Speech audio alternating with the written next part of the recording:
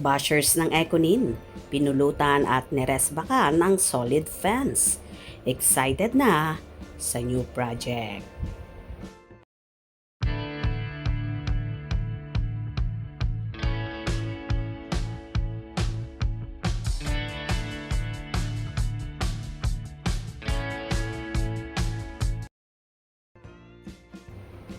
Na-corner ng mga entertainment press ang magkasintahang sina Jericho Rosales at Janine Gutierrez nang tumanggap sila ng award sa nagdaang 53rd Box Office Entertainment Award. Kaya naman, samot-saring katanungan ang ibinato sa dalawa. Natanong ang aktor kung gaano kahapi ng aminin na nila ni Janine ang kanilang relasyon. Ayon pa kay Echo, very, very happy siya kay Janine at ganon din naman ang dalaga. Nabanggit din ni Janine at Echo na may gagawin silang proyekto together na di pa lang pwedeng sabihin. Ang patunay na mahal ko yung pag-aang ko eh. Hindi na pinagdahan mo, diba? Tapos mag-isama pa kami dalawa. O yun na nga. Meron ka bang preferred na meron kayo gagawin sa ito? Oo, meron kami project together. Pero hindi lang namin muna masabi pa. Pero gano'n ka ka-excited for that? Siyempre, Siyempre, I'm always excited to work with her. I mean, Lavender Fields was really a testament to how well we work together. And excited ako makapagkasama ulit namin. ikaw naman, Janine, how excited you are na to work again with Jericho? Of course, super excited ako kasi maganda talaga yung experience namin working together. Siyempre, it's a happy outcome of Lavender Fields is naman talaga. So, looking forward to doing more.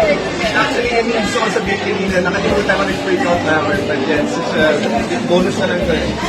Magkano ba katrabaho kapag kasama mo katrabaho? Siyempre, kanina na everything I understand. We both respect the craft. We really, siyempre, pareho kami palagi kanina.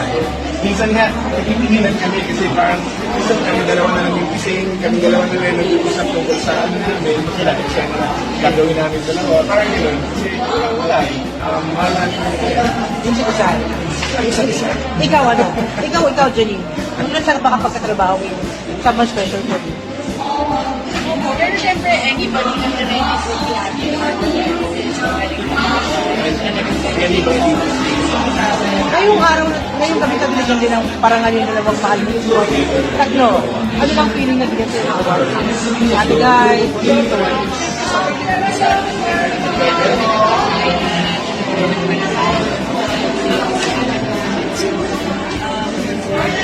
very grateful talaga sa lahat ng Last na lang, ito anong feeling na inamin na ni Janine? Anong feeling lang? Anong feeling lang? How happy you are? We're happy. We're so happy. Very happy. Things are going well. So grateful. Ikaw naman, sa Janine, masaya rin. very grateful po talaga.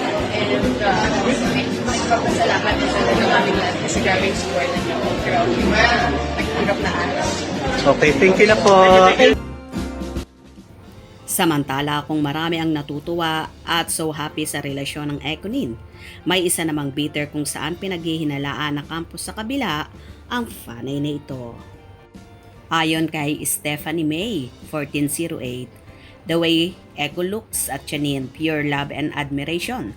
No doubt, in my mind, he adores her, could hardly take his eyes off of her.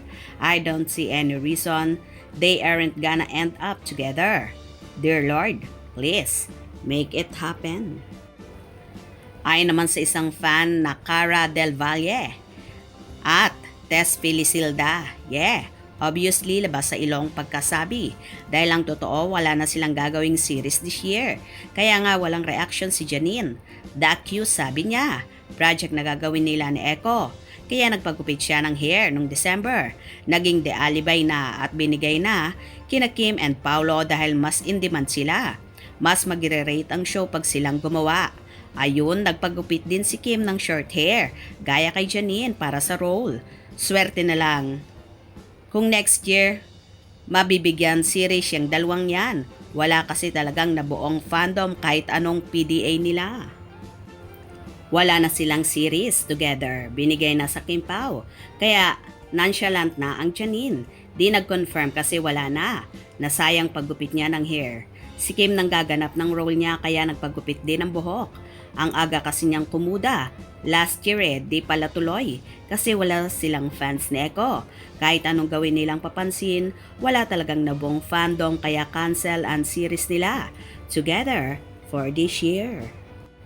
Agad-agad namang kumuda at rumesbak si Tess Felicilda at Cara Del Valle, maglinis ka ng tenga mo. Madam, kasasabi lang ni Jericho na may project silang dalawa ni Janine na gagawin. Grabe na talaga ang fanay na ito at pilit pinagkukumpara ang Ekonin at Kim Pao na yung dapat daw na series para kina Janine at Eko ay napunta kina Kim at Paolo. Totoo kaya ba ito? Kayo nang bahalang humusga. Kung nagustuhan nyo ang video na ito, comment down below.